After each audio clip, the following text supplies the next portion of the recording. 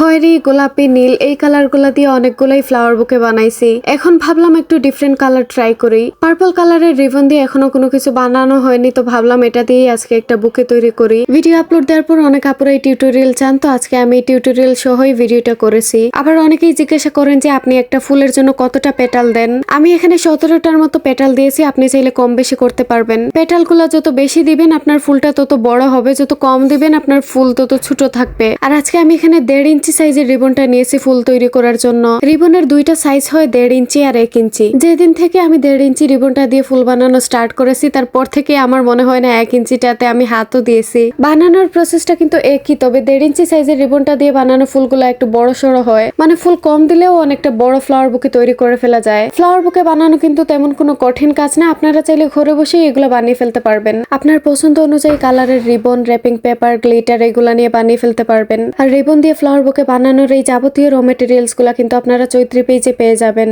অনেকেই জিজ্ঞাসা করেন যে আপু একটা রিবন দিয়ে কতটা ফুল বানানো যায়। একটা রিবন দিয়ে আপনি প্রায় 17-18টার মতো ফুল বানিয়ে ফেলতে পারবেন, মানে বড়সড় একটা বুকে তৈরি করা যাবে। একটা বুকে কিনতে গেলে আপনাকে কম হলেও 1000-1500 টাকা তো পে করতেই হয়। প্রাইস বেশি হওয়ার কারণে এগুলা বানানোতে একটু বেশি সময় লাগে। তার থেকে ভালো হবে আপনি মেটেরিয়ালস গুলা কিনে নিয়ে নিজেই ঘরে বসে বানিয়ে ফেলুন। আর প্রিয় কাউকে গিফট করার জন্য তো কিনে আনার থেকে নিজের হাতে বানালে সেটা আরো বেশি স্পেশাল হবে। যাই হোক, তো আমার বুকেটা কেমন হলো অবশ্যই কমেন্টে জানাবেন। টাটা।